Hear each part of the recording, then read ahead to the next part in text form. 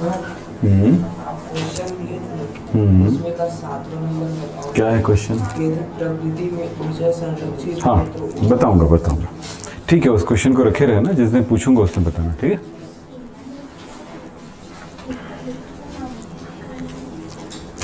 चलिए शुरू करें।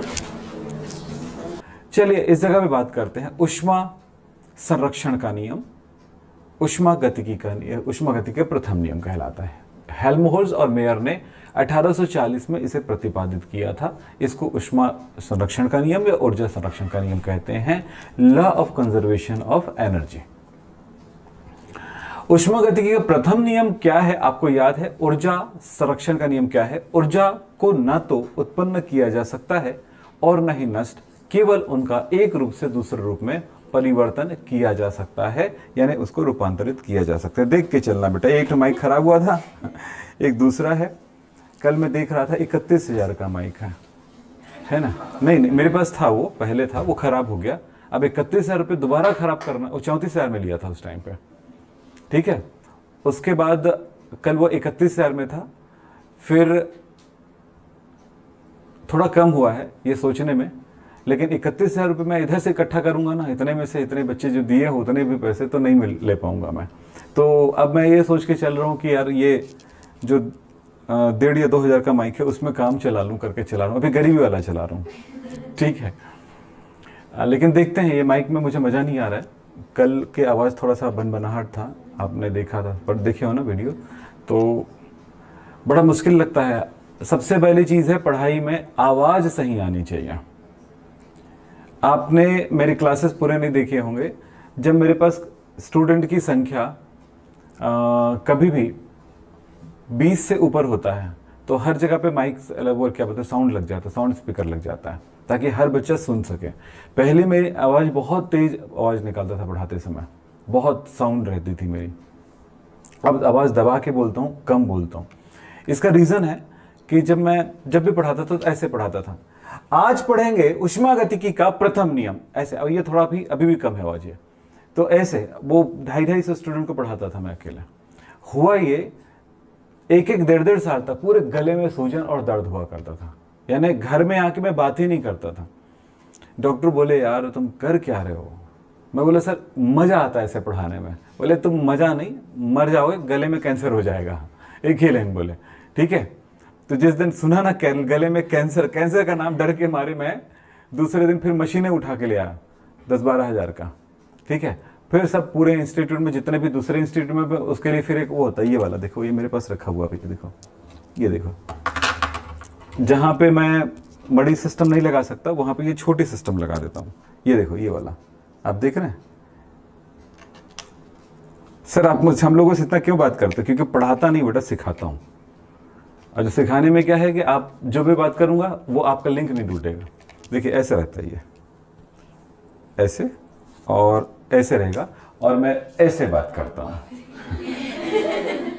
ये इसकी क्वालिटी इतनी अच्छी है कि ये इसको तकरीबन 13-14 साल हो गया है, और 13-14 साल बाद ये मशीन कुछ नहीं हुआ है, और 2.5-3 साल से चार्ज भी नहीं हुआ है। चार्ज भी नहीं किया हूँ। आहूजा की मशीन है ये, NBA 15 के नाम से।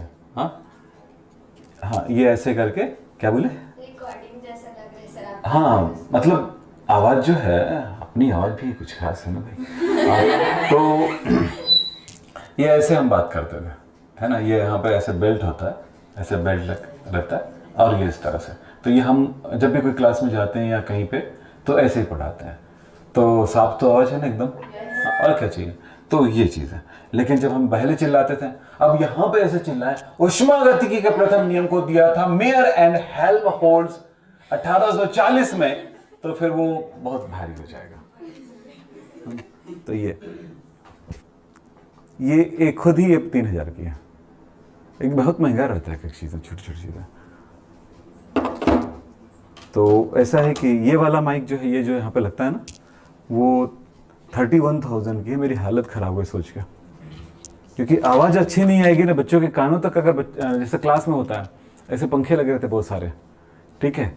और मेरी प्रॉब्लम क्या था, मैं अगर गर्मी का दिन है और 10-15 तो पंखे लगे हुए हैं, बड़े बड़े हॉल में तो लगता ही है, सारे पंखे बंद कर दे, जिनको पढ़ना है पढ़ो, नहीं तो निकलो यहाँ से।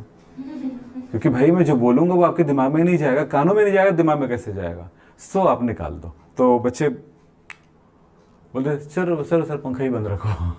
तो ये हालत होता था। तो और वो मैं एक इंस्टीट्यूट में जाता था, वहाँ पे बड़े बड़े कूलर लगा दिए थे। मैं वहाँ मैनेजमेंट से पूछा ये चीज़, भाई आप कूलर लगा दिए हो, ठीक है कोई बात नहीं, ठंडा रहेगा रूम, पर टीचर चिल्लाए कितना, बच्चा सुने कैसे? चिल्लाए भी तो नहीं सुनाई देता ना पूरा, उसकी आवाज़ बहुत ज़्यादा होती है। 3-3 4-4 कूलर, 250 बच्चे, 150 बच्चे, कहीं कहीं पे 100 बच्चे, 250 बच्चे, मतलब पूरे हॉल में बैठे हुए कितने बच्चे होते हैं? ये थोड़ा थोड़ी होता है, ऐसा थोड़ी कि बस सारे बच्चों को एक जगह छोटी सी जगह में घुसा दो, उनको तो फैल के बैठना पड़ता है ना भाई, बहुत मुश्किल होता है। तो चलिए, हाँ ये तो याद है, किसने दिया पता है आपको? 1840 में मेरन हेल्महोल्ट्ज़ ने। और भी वैज्ञानिकों का नाम आएगा, अगर पढ़ोगे ना बुक तो बहुत सारे वैज्ञानिकों का नाम आता है, जिसमें मुख्य नाम इन्हीं लोगों का है। अब हम बात करेंगे ऊष्मागतिकी के इस प्रथम नियम को हम डेराइव कैसे करेंगे। सिंपल कुछ बातें बताऊंगा। मैं ये प्रूफ इसलिए रखता हूँ कि कुछ चीज़ें मैं जो नया करता हूँ और कुछ पुराना करता हूँ, उस पर कुछ छोड़ता हूँ, कुछ नया जोड़ता हूँ। आपने देखा होगा एकदम एक्यूरेट नहीं रहता है। तो आज हम बात करेंगे ऊष्मागतिकी के इस प्रथम नियम को हम कैसे, उसका व्यंजक क्या होगा और कैसे हम इसको डेराइव करेंगे। कुछ बातों का ध्यान रखिएगा। मैंने कुछ बातें बताया था, जो भी पदार्थ होगा या जो भी निकाय होगा, उस निकाय में कुछ ऊर्जा तो खुद की होगी, आंतरिक ऊर्जा। भैया आंतरिक ऊर्जा क्या, जो उसके पास है ऊर्जा। कुछ ऊर्जाएं अगर हमने उसको कुछ और एनर्जी दे दिया है तो उसकी आंतरिक ऊर्जा में वृद्धि हो जाएगी। आंतरिक ऊर्जा कम होती जाती है, वो काम करते जाता है। जब उसको ऊर्जा देते जाते हैं या उस पर कार्य करते हैं तो वो आंतरिक ऊर्जा में वृद्धि होती जाती है। इसी कॉन्सेप्ट को लेते हुए हम ऊष्मागतिकी प्रथम नियम को शो करेंगे। तो चलिए हम ऊष्मागतिकी प्रथम नियम के लिए व्यंजक क्या होगा वो जरा पता लगाते हैं। ये कैसे काम नहीं कर रहा है, स्लो चल रहा है। कभी कभी इनको भी मजा आता होगा, है ना? हाँ, या फिर सोचते होंगे कि यार मेरा कितना यूज कर डालोगे।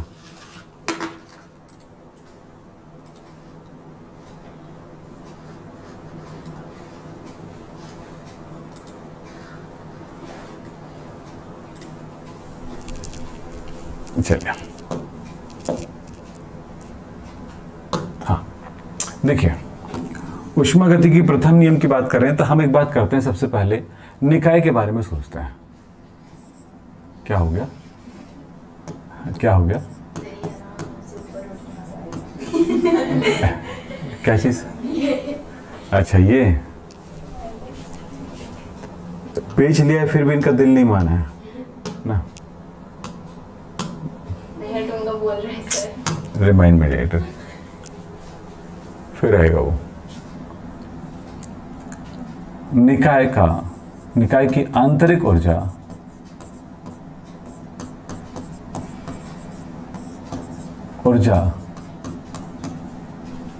E1 होता है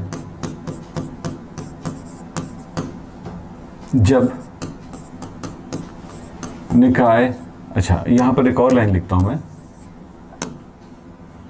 निकाय को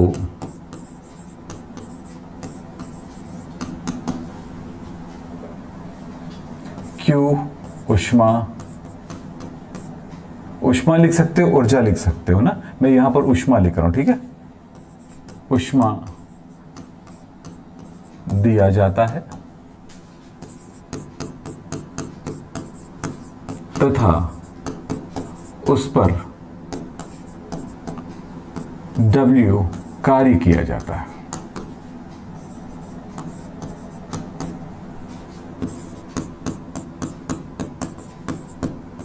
तब उसकी आंतरिक ऊर्जा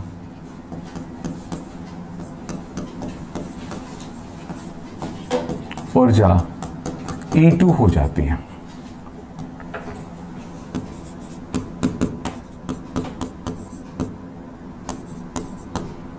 ठीक है,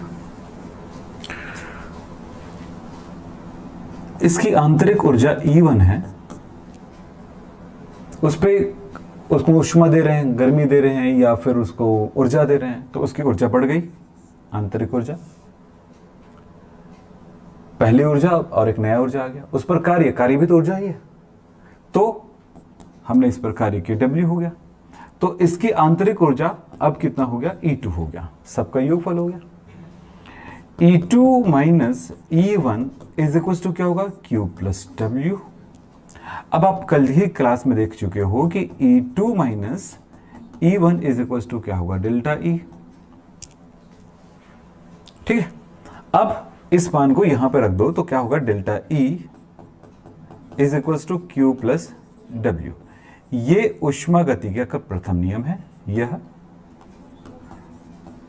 मतलब क्या बोल रहा है, हमने कहा ना ऊष्मा किसी भी तरह से ना उत्पन्न होती है ना उसे नष्ट कर सकते, ना बना सकते। उत्पन्न होना ठीक है, बना नहीं सकते हम उसको, ऊर्जा को नहीं बना सकते।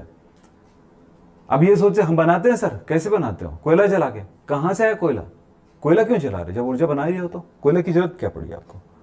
ऐसी चीजें हैं ना जिसमें कुछ भी नहीं है, अब उसे बनाओ। ये पेन है, बोलो तुम ऊर्जा दो, देगा। या इसे गाड़ी चला सकते हो, या रेडियो चला सकते हो, एसी चला सकते हो, कुछ भी नहीं कर सकते इसमें। हाँ बोलेंगे सर इसको जलाऊंगा, तो अब जलाओगे तो बात अलग, इससे एनर्जी निकलेगी, पर मुझे पेन चाहिए वापस, तो वो तो अपना रूप चेंज कर लिया ना। तो इसके पेन जिससे बना हुआ है, हाइड्रोकार्बन से बना हुआ, ये हाइड्रोकार्बन जल करके कार्बन डाइऑक्साइड और पानी बना। अब ये अपना रूपांतरण कर चुका है, तो रूपांतरण से कम एनर्जी वाला पदार्थ बन गया, और जो इसके पास जो हाई एनर्जी वाला जो था, तो पहले ये पदार्थ था, उसके पास एनर्जी थी, हमने अलग कर दिया, एनर्जी को अलग कर दिया, कार्बन डाइऑक्साइड और पानी में कन्वर्ट कर दिया। तो इसके एनर्जी को अलग करके हमने उपयोग कर रहे हैं ना, तो हमने उसको अलग कर दिया। अभी क्या है इसमें, एनर्जी है, कार्बन है, एनर्जी है, कार्बन डाइऑक्साइड और पानी सब है इसमें। हमने कार्बन डाइऑक्साइड को अलग कर दिया, पानी को अलग कर दिया, ऊर्जा निकल गया। मोमबत्ती वाली बात वही है, समझ रहे हैं।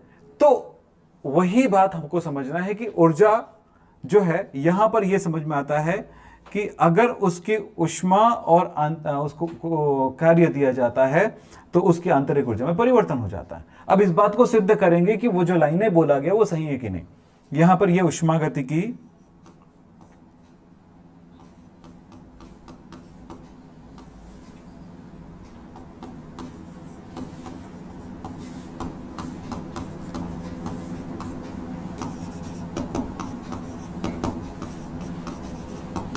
यह ऊष्मागतिकी प्रथम नियम का व्यंजक है। अब मैं बात करता हूं यहां पे कि यदि निकाय के आंतरिक ऊर्जा में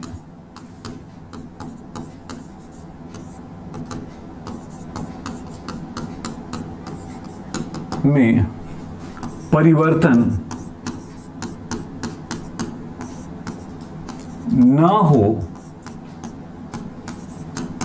तो, आंतरिक ऊर्जा में परिवर्तन ना हो तो क्या होगा, अर्थात हम ये सोचें delta E is equal to 0, मतलब E1 E2 बराबर है, तो 0 तो होगा क्या, बोलो। E1 मान लो 2 है, E2 भी 2 है, तो 2 माइनस 2 कितना हुआ, 0 हुआ ना, तो 0 हुआ।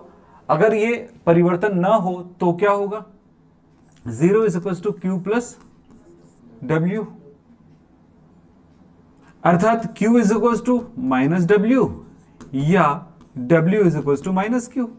एक ही मतलब हुआ पक्षांतर करने पर। अब हम इस आधार पर समझते हैं कि तंत्र की आंतरिक ऊर्जा में कोई परिवर्तन नहीं हो रहा है। गाड़ी है, गाड़ी को अपने पेट्रोल दिया, उसके आंतरिक ऊर्जा में कोई परिवर्तन नहीं हुआ, गाड़ी तो गाड़ी है, वैसे ही रहेगा। तब क्या करेगा वो, तब जो मैंने उसको उष्मा दिया है, गर्मी दिया है, वो अपने उष्मा को किस में परिवर्तित किया, कार्य में। एक जगह से दूसरी जगह गई गाड़ी या उसका इंजन चला, तो क्या हुआ, उसके कार्य में कमी हुई। भाई काम करते जाऊंगा तो मेरा काम खत्म होते जाएगा कि नहीं होते जाएगा, तो कम होते जाएगा। मेरे पास एनर्जी मुझे खाने के लिए दी और बोले सर दिन भर ये काम कर दो, मैं कर रहा हूं काम, तो मेरे कार्य तो कम होते जा रहे हैं क्या, है ना। एक बच्चा फोन किया कल, बोलता है कि सर मेरे को कोर्स लेना है। मैं बोला ठीक है ले लो। सर आप फीस कम कर दीजिए। मैं बोला मेरा काम थोड़ी कम होगा, मेरा काम तो उतना ही रहेगा क्या? तो कहानी वही है कि एक काम कर देता हूं, बेटा ठीक है आप फीस कम कर दीजिए, मैं कार्य कम कर दूंगा, अगर ऊष्मागतिकी की भाषा में बोलूं तो। क्योंकि कुदरत तो वही करती है ना, ये तो इंसान है कि कर देते हैं, लेकिन कुदरत तो वही करता है, उसका कार्य जितना ऊर्जा उतना ही कार्य करेगा, वो उससे ज्यादा तो नहीं कर सकता है। आपने 1 लीटर पेट्रोल डाला तो 1 लीटर के बराबर ही जाते ही, जैसे आपकी गाड़ी देती है मान लो 35 का एवरेज दे रही है, ठीक है। अब आजकल की गाड़ियां ऐसी हो रही कि कम माइलेज दे रही, पहले की गाड़ी ऐसी थी अच्छी माइलेज देती थी, पहले बहुत खराब माइलेज थी, पुरानी गाड़ियों में बहुत खराब माइलेज थे, गाड़ियां अच्छी आने लगी। 2000 के टाइम तक ये हो गया था कि गाड़ियों की माइलेज अच्छी होनी चाहिए। 2000 के बाद फिर वही 2005-6 तक भी चली, लेकिन अब क्या हो रहा है मालूम, भारी भरकम गाड़ी ले रहे हैं, माइलेज की कम भी हो चलेगा लेकिन दिखनी अच्छी चाहिए, वजन होनी चाहिए, दमदार दिखनी चाहिए, हो गया नहीं? तो और उल्टा हो गया, लोगों का मानना था कि माइलेज ज्यादा रहेगी तो गाड़ी जो हम ज्यादा दूर चलाएंगे। चलिए मान लो 35 की माइलेज दे रही है 1 लीटर में, आपने 1 लीटर भरवाया, गए जैसे 35 होता है कांटा, 35 का वो मीटर रीडिंग देती है और वैसे गाड़ी वहीं पर रुक जाती है। बोले चलना भाई 2 मिनट चल रहा है ना यार, बस वही तो अधिक पेट्रोल डंगी, वो 2 इंच पे ला रहा हूँ भाई, वो मानेगा? नहीं मानेगा, मेरे पास है ही नहीं एनर्जी, मैं क्या करूं? कहानी वही समझ में आई। तो जितना उसको उष्मा दिए उतना ही वो कार्य किया, तो उसके कार्य में क्या होने लगती, जितना उष्मा दिए उसके बाद कार्य में कमी होनी। तो यहां पर कहा गया कि जितनी ऊर्जा दोगे उतना ही कार्य करेगा, यानी कि ऊर्जा परिवर्तित हो गई किसके कार्य में। या यहां पर देखो कार्य जो है, अगर मैं उस पर कार्य करता हूं तो उसकी उष्मा में वृद्धि होगी। अब कार्य करूंगा तो उष्मा में कैसे वृद्धि होगी भाई? कई मशीनें ऐसी है, जैसे साइकिल है तुम्हारा, साइकिल पर तुम कार्य देते हो, कार्य करते हो, तो क्या करता है वो कार्य को दूसरे कार्य में कन्वर्ट करती है। सर पीछे से हवा आए तो उसने भी तुमको ऊर्जा दी है बेटा, ये मत सोचो उसने भी, हाँ?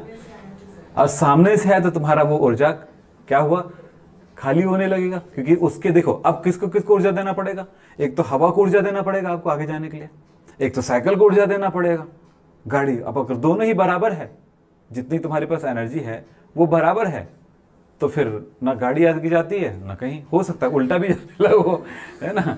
जैसे हवा चलता है आजकल, तो बारिश के दिन में बहुत बड़ा प्रॉब्लम रहता है ना। हाँ, तो वही अब बाइक वालों या स्कूटी वालों को तो फर्क नहीं पड़ता, लेकिन जो साइकिल वाले हैं उनको बहुत फर्क पड़ता है ना? चलिए, हाँ मैं भले ही क्लास 5th में था तब से मैं वो क्या बोलते हैं, वो मोपेड वगैरह छोटी गाड़ियाँ होती वो चला रहा था, लेकिन फिर भी ऐसा नहीं था कि जैसे आप लोगों को मिल गया तो आपके लिए स्पेशल हो गया वो स्कूटी, है ना? ऐसा होता है हर के घर में। हमारे ज़माने में ऐसा नहीं, जो एक आई हुई है ना वो सबके लिए था, यहाँ तक कि पड़ोसियों के लिए भी था वो, क्योंकि पड़ोसी जब भी मुंह उठा के आ जाता था, भैया मेरे को आज ससुराल जाना है, ले जा भैया, तुम्हारा इंपॉर्टेंट काम रहेगा, तुमको छोड़ना पड़ेगा, क्योंकि तुम उस जगह पे नहीं बोल सकते, उसने मांग लिया ना, तो तुम ये नहीं बोल सकते कि तुमको इससे जरूरी काम है, क्योंकि यह बोले तो बहाना बना रहे सोचेगा वो, तो आदमी मन मार के बोलता था। तो पहले कभी ये ट्राई करना पड़ता था हमारे दादाजी को या हमारे पापा जी को कि उसके आते ही, बेटा तैयार हो जल्दी हमको कहीं जाना है कहीं मांग ना ले, ये हालत दुआ करता था। ठीक है, फिलहाल ये तो समझ में आ गई। अर्थात तंत्र को जितनी ऊर्जा दी जाती है उसे पूर्ण रूप से वह कार्य में परिवर्तित कर देता है, यानी ऊर्जा नष्ट नहीं हुआ, रूप चेंज हो गया, कार्य में परिवर्तन हुआ। तो मैंने क्या लिखा यहां पे, अर्थात तंत्र यानी निकाय को जितनी ऊर्जा दी जाती है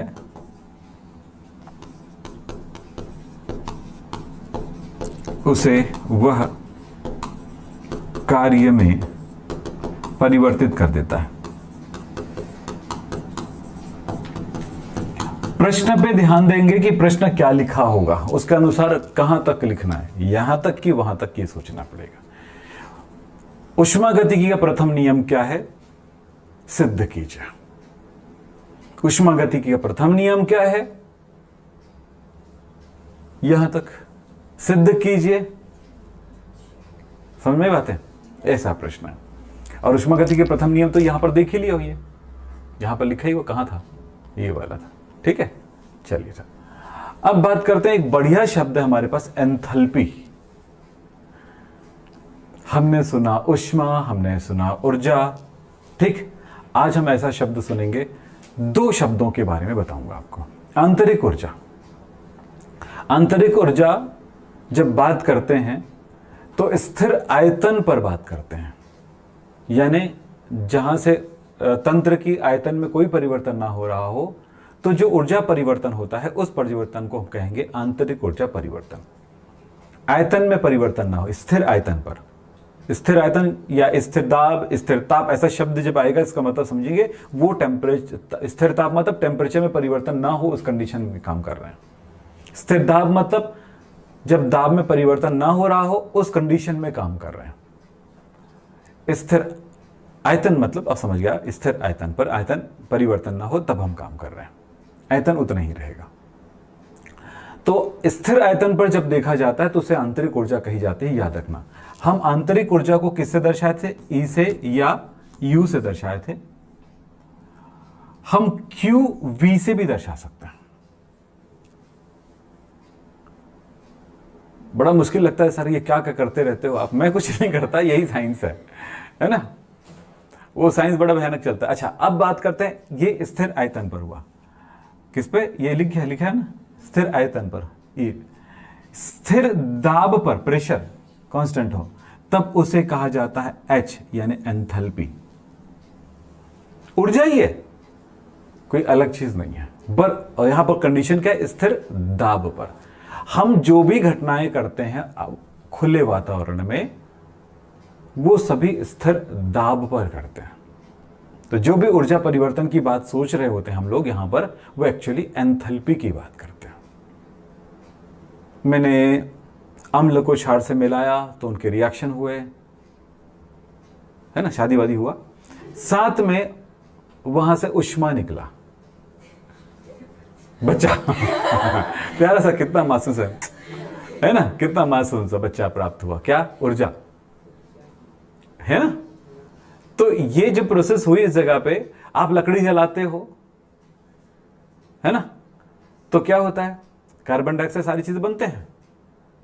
तो वहां पर क्या हुआ? एयर लकड़ी का मिलन हुआ, वहां भी बच्चे आते हैं बहुत सारे, कार्बन डाइऑक्साइड, पानी और गर्मी।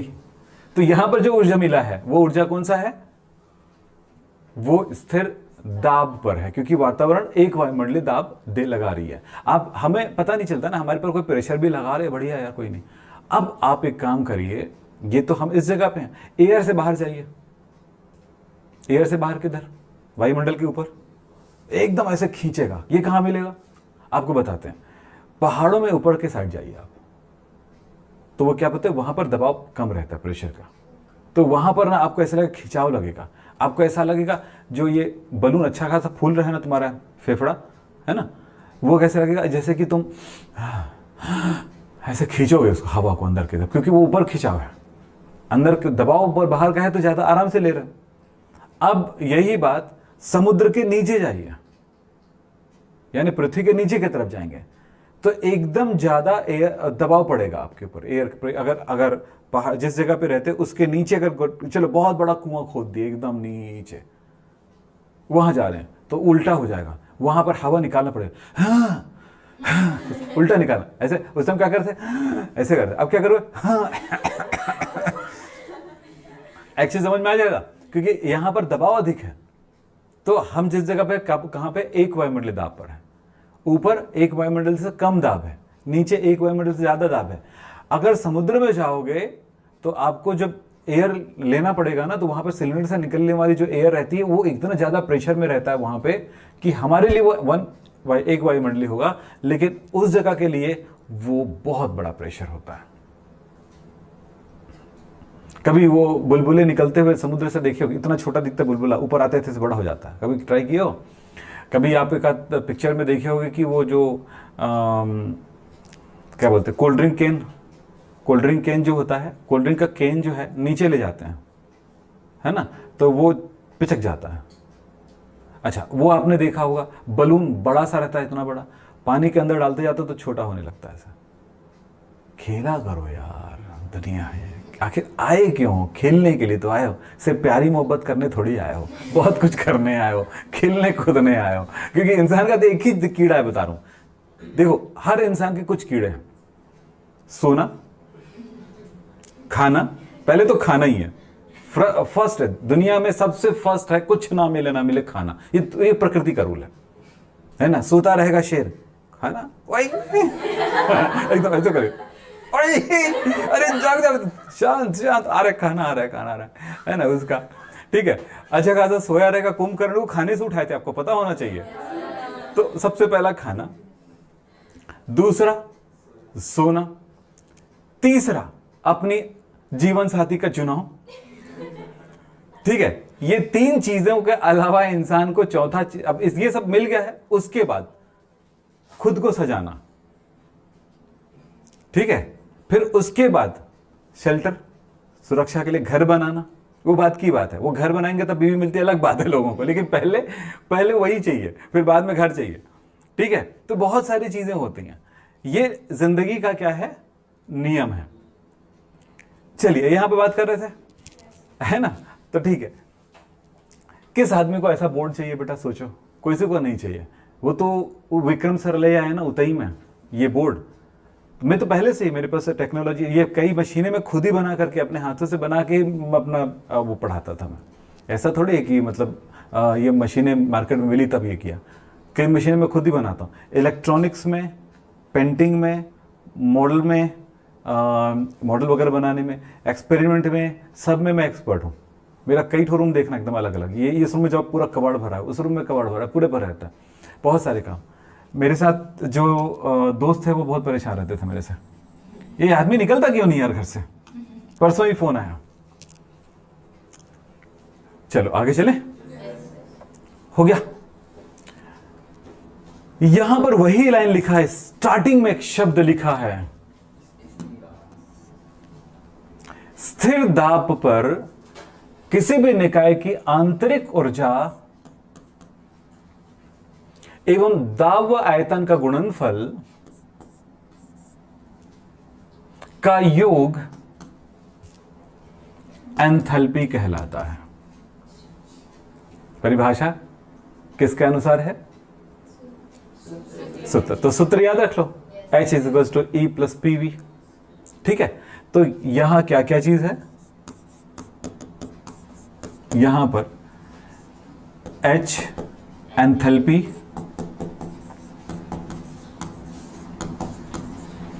E, आप E की जगह U लगा सकते हो बेटा, मैं बार बार बोलता हूं ये चीज है, ठीक है। क्या है ये, आंतरिक ऊर्जा, इंटरनल एनर्जी, इंट्रिंसिक एनर्जी। तो क्या बोलते हैं इसको, आंतरिक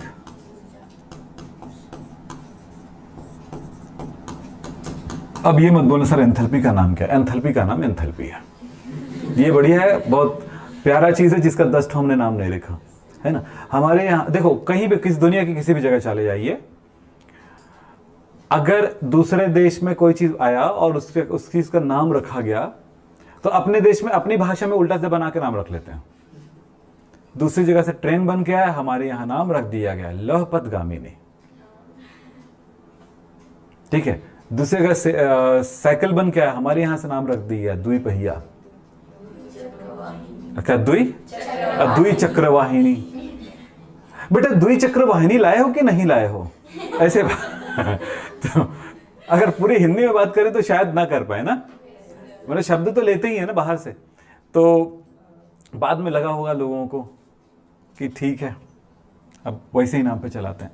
तो अच्छा ये हो गया। फिर P क्या चीज है बेटा, दाब है, और क्या है V, आयतन। आपको आगे जाके कुछ एक क्लासेस के बाद मैं इसके डेरिवेशन भी बताऊंगा स्पेशल, तो उस पर ध्यान देना है आपको। दूसरी बात है एंथैल्पी। एंथैल्पी अवस्था फलन है। अब अवस्था फलन का मतलब कल बताया था। हम बेटा एक बात याद रखेंगे कि उष्मागतिकी परिवर्तन जो है, हम परिवर्तन की बात करते हैं, उष्मागतिकी की बात नहीं करते, उष्मागतिकी परिवर्तन की बात करते हैं।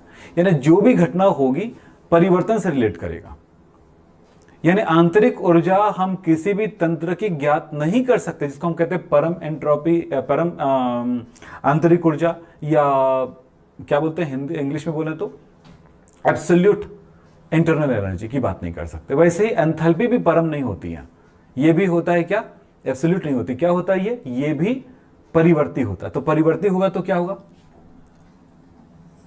अतः delta H is equal to H2 minus H1, या क्या कह सकते हो, delta H is equal to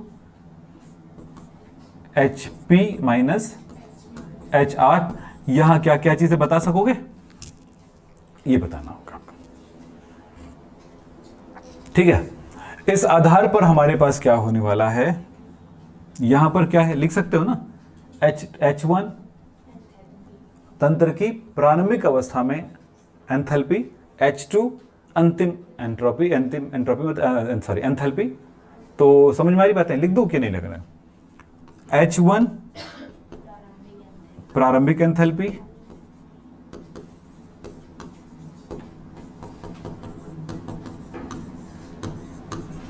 H2 अंतिम एंथैल्पी,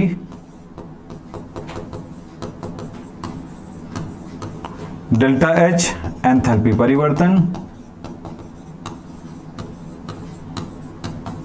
एंथैल्पी चेंज, परिवर्तन को चेंज कहते हैं। ठीक है, अब HR एंड HP क्या है आपको पता है, अभिकारक की एंथैल्पी और उत्पाद की एंथैल्पी, ऐसा लिखा जा सकता है। एक्चुअली जब प्रश्न आता है तो कितना लिखना है, क्या करना, वही है। एक्चुअली हम इसको और ज्यादा एक्सप्लेन करेंगे आगे जाकर के, पहले हम जितनी चीजों को जानना है उनको पहले जान लेते हैं।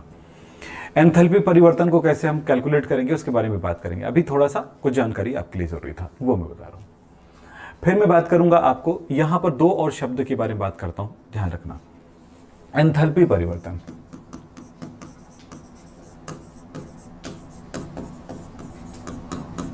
आपने यहां पर क्या देखा, आपने देखा H is equal to E plus PV, देखे हो आपने। मैंने कहा था स्थिर दाब पर, तो ये अगर स्थिर दाब पर है तो ये क्या परिवर्तित नहीं है, दाब नहीं परिवर्तित हुआ, और बाकी सारी चीजें परिवर्ती हैं। क्लियर। ये अब ये कैसे प्राप्त होता है, इसका डेरिवेशन कोई बड़ा चीज नहीं है, किसी भी दिन मैं आपको बता दूंगा। फिलहाल आपके दिमाग में ये आना चाहिए, स्थिर दाब पर है। अब एक बात और ध्यान रखना, PV, अच्छा एक और आपने सुना होगा कभी, PV is equal to nRT। ये गैसीय अवस्था तुम्हारे कोर्स में था चैप्टर नंबर 5 में, जो कि निकल चुका है। अब जब निकल चुका है तो ये फॉर्मूला आपको याद रखना पड़ेगा। ये गैस समीकरण है, इसको कहते हैं आदर्श गैस समीकरण।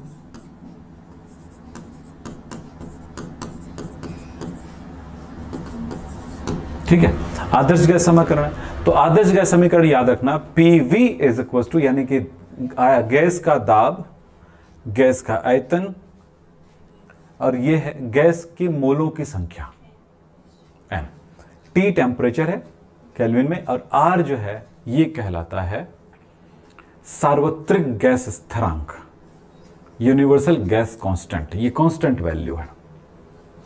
ठीक है, तो अब यहां पर अगर ये परिवर्तन के साथ देखा जाए तो क्या होगा, P स्थिर है, आयतन अगर परिवर्ती, क्योंकि हम यहां स्थिरता के साथ बात कर रहे हैं, P आयतन परिवर्ती है, तो P del V is equal to होता है डेल्टा nRT, ये फॉर्मूला होगा।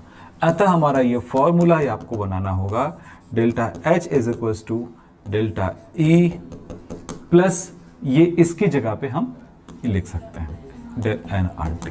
तो ये दोनों ही फॉर्मूला हमारा यूज होगा कई न्यूमेरिकल्स को सॉल्व करने के लिए। ठीक है, आपने न्यूमेरिकल पहले चैप्टर में पढ़ा था, उसके बाद किसी भी चैप्टर में न्यूमेरिकल नहीं था। अब फिर से न्यूमेरिकल चालू होगा, और ये भी बहुत ज़्यादा, घबराने की ज़रूरत नहीं है, बस फॉर्मूले बता रहे हैं, उसको याद रखते जाइएगा। ठीक है, हाँ इतना है, किसी को बिल्कुल ही नहीं समझ में आएगा ये चैप्टर, किसी को बहुत कुछ समझ में आएगा। अब अपने अपने को तय कर लो, जो खोए रहते हैं, ठीक है, वो उनको नहीं आएगा समझ में। खोए रहते हैं मतलब इधर उधर बात, काम की चीज़ों पे नहीं। ठीक, हाँ चलिए। उष्माधारिता बढ़िया शब्द है, ठीक है। हीट कैपेसिटी, उष्माधारिता ताप में वृद्धि स्थानांतरित तापीय ऊर्जा के समानुपाती होता है। ताप में वृद्धि स्थानांतरित तापीय ऊर्जा के समानुपाती होता है। अर्थ क्या निकलेगा? Q समानुपाती ताप में परिवर्तन।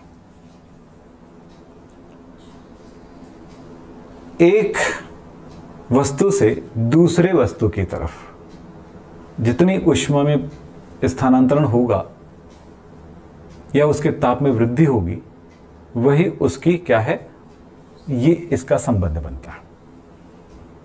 ये उष्माधारिता नहीं है, याद रखना। हम उष्माधारिता खोजेंगे अब।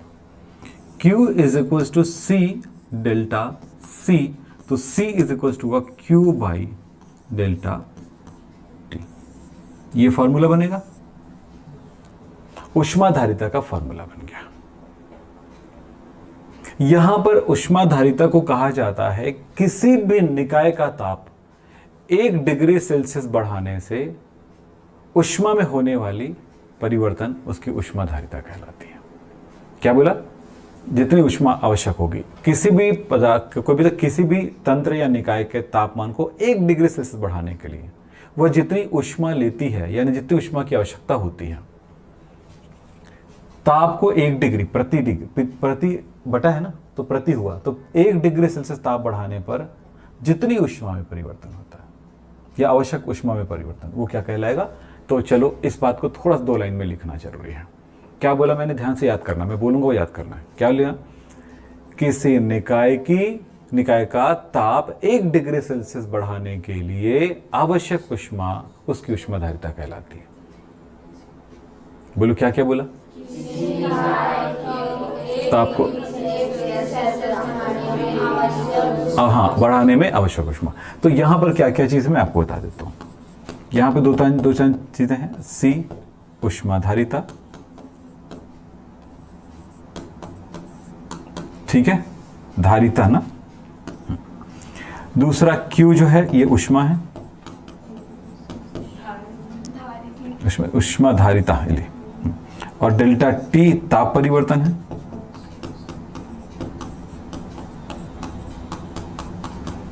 मैंने एक बात बता देने हैं आपको, CV मतलब आयतन स्थिर पर उष्माधारिता होगा। Q यानी ऊष्मा है, और ऊष्मा यहां पर किस रूप में दिखाया जा रहा है? आंतरिक ऊर्जा के रूप में। तो ये होगा E बाई, या हम इसको लिख सकते हैं QV बाई डेल्टा T। और QV लिखने का मतलब क्या हुआ? CV is equal to E by delta T, ऐसा लिख सकता है, ठीक। लेकिन एक बात अभी याद रखना, आंतरिक ऊर्जा ही नहीं, आंतरिक ऊर्जा परिवर्तन के साथ देखा जाता है इसको हमेशा। आंतरिक ऊर्जा कैसा होता है? परम नहीं होती है, परिवर्ती होता है, फलन होता है। अब बताओ, CP इज इक्वल टू क्या लिखा जाएगा? QP by delta T। तो इसके लिए क्या लिखा जाएगा? CP इज इक्वल टू बोलो डेल्टा H, इसको भी बताया था मैंने आपको। तो कितना हो जाएगा? डेल्टा T, ये फॉर्मूला, ठीक है। उष्माधारिता की परिभाषा मैं यहां पर लिखता हूं। क्या बोला था? किसी निकाय हाँ का ताप, हाँ बोलो, हाँ ताप 1 डिग्री सेल्सियस, हाँ बोलो, 1 डिग्री सेल्सियस बढ़ाने के लिए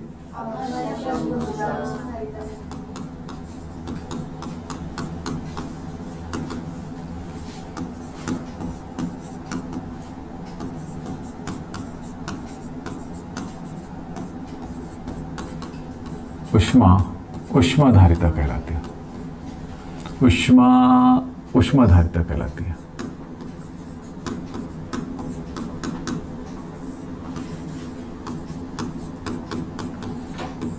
चलो हो गया। तो इसकी परिभाषा है। बाकी उस चीज तक पहुंचने के लिए हमने ये तरीका अपनाया, ठीक। ऊष्माधारिता की परिभाषा लिखेंगे वहां पे।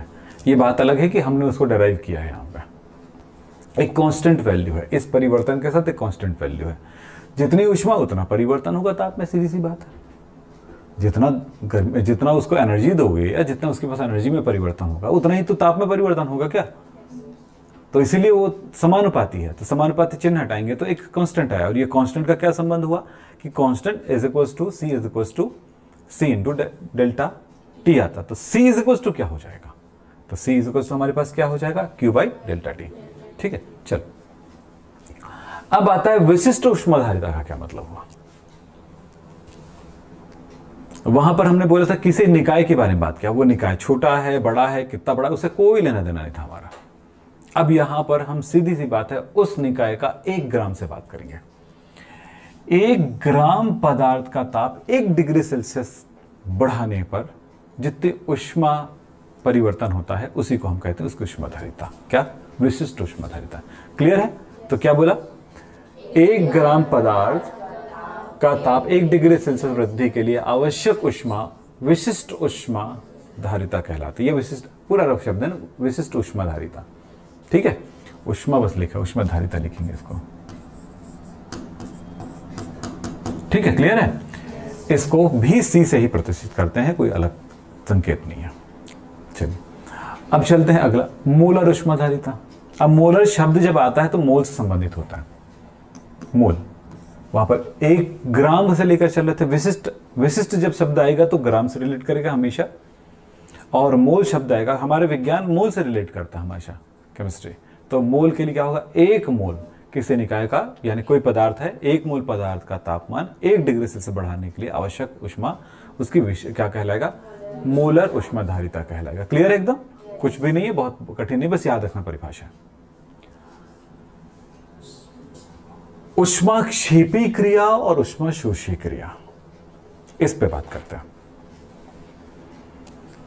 अपने कुछ रिएक्शन तो किए होंगे लाइफ में, वो तो रेगुलरली हमारे शरीर में हजारों करोड़ों रिएक्शन हो रहे हैं, वो तो समझ में नहीं आएगा क्या हो रहा है। हमें अपने ही शरीर के बारे में नहीं पता भाई, जिसमें हम जिंदा है ना। ऐसा ही है लाइफ, तो ऐसा ही है। खुद को नहीं जानते ना, पर जानते बहुत कुछ है।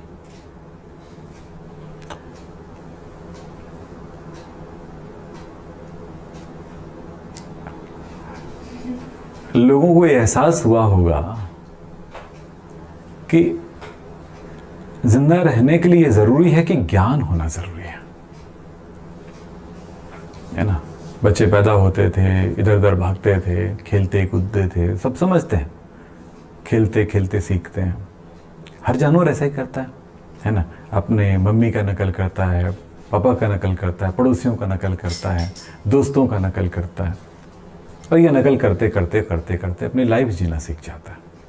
ठीक है। कुछ लोग जो ऊंचे ओहदे में थे वो बोले यार बच्चे को पहले सिखाओ यार राजा बनना, राजा कैसे बनता है, राजा को क्या चाहिए। तो शिक्षा का, राजा मतलब सब पे राज करे, यानी कोई स्पेशल ऐसा मत सोचना कि राजा बनना इंसान जब बढ़ा तो हुआ, ऐसा नहीं। राजा हर जगह पे होता है, हर जीव में होता है। चींटियों का भी अपने एक राजा होता है, उसकी रानी। दीमक में भी होता है उसकी रानी। ठीक है, कंट्रोल इन्हीं के हाथों में है ना।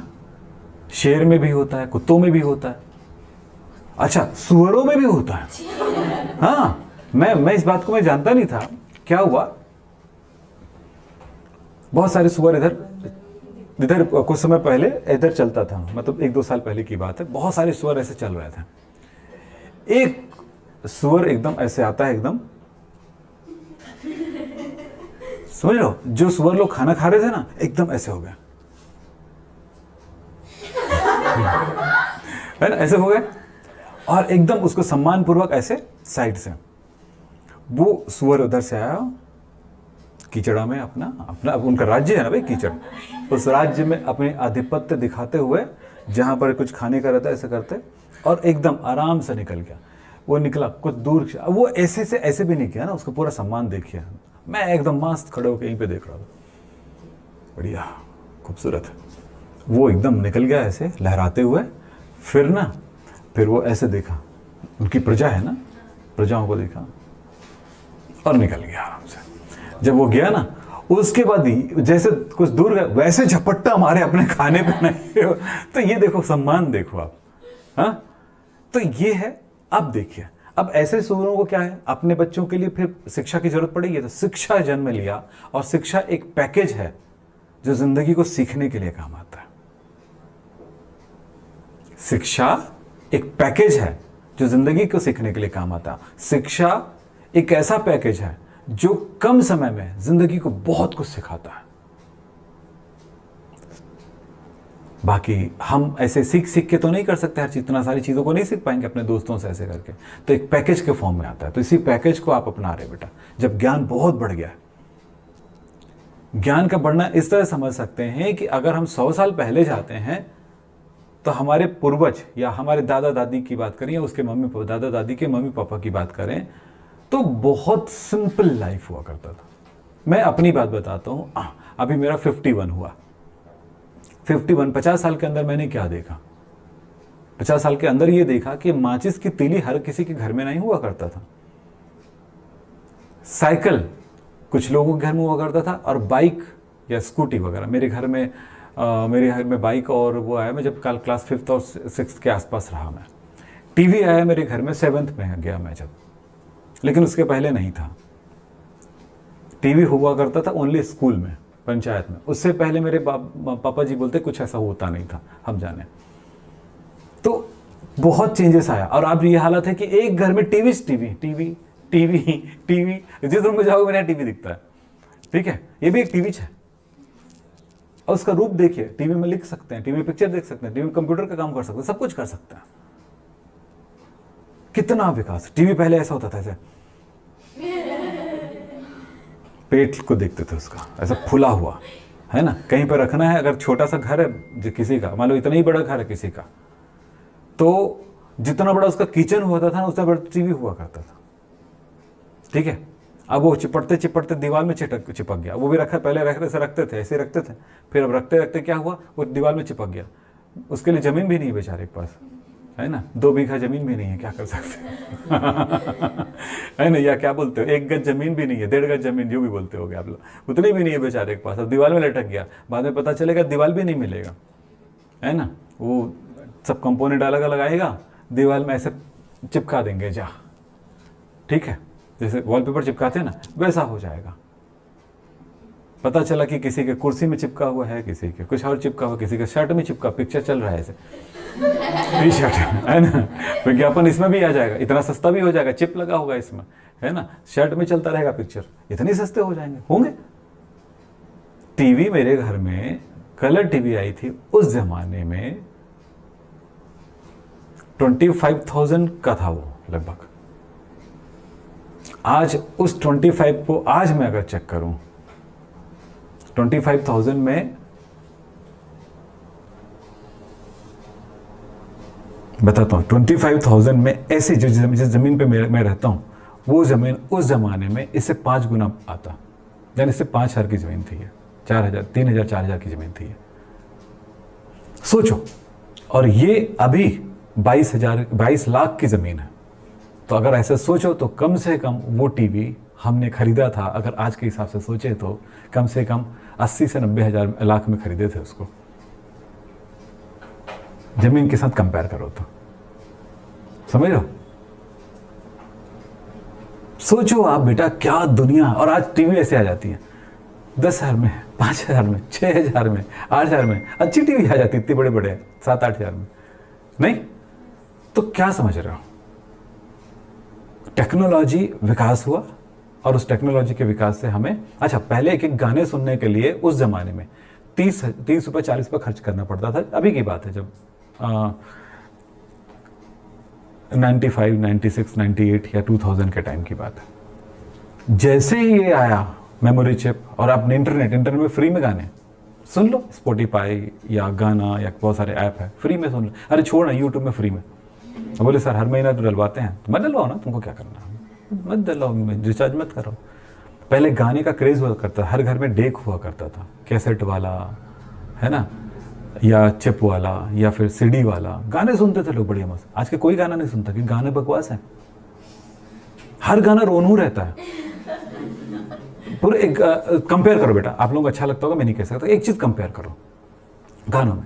पुराने गानों को एक बार सुनना शुरू करो, चाहे किशोर कुमार के हो, चाहे मोहम्मद रफ़ी को, चाहे लता मंगेशकर, किसी गाने को आप देखना, उस गाने में पूरा फुल पैकेज होता है म्यूजिक का। म्यूजिक का एक पैकेज होता, यहां तक कि सैड सॉन्ग भी एक उत्साहित तरह से आते थे, और जैसा इमोशन वैसे गाने थे, वैसे इमोशनल गाते थे। आज तो बस अरिजीत एक ही स्टाइल में गा रहा है हर गाना, और हर म्यूजिक एक जैसा है, एक आठों चार टाइप का, वैसे सब म्यूजिक ऐसे। पहले तबले बजते थे, अब तबले भी नहीं बजते, फिर स्टार्ट होता है। क्या प्रॉब्लम पता है तुमको? ऐसे गाने 2 दिन में मरते हैं, एक दिन खूब देखेंगे सुनेंगे, दूसरे दिन मर जाते हैं। पुराने गाने आते हैं अचानक, आते हैं शॉर्ट्स वगैरह में, और बड़ा अच्छा लगता है। आज के गानों से कई गुना अच्छा लगता है। सुने होंगे आप लोग, शॉर्ट्स में सुनते सब। क्यों अच्छे लगते हैं? क्योंकि हैं अच्छे।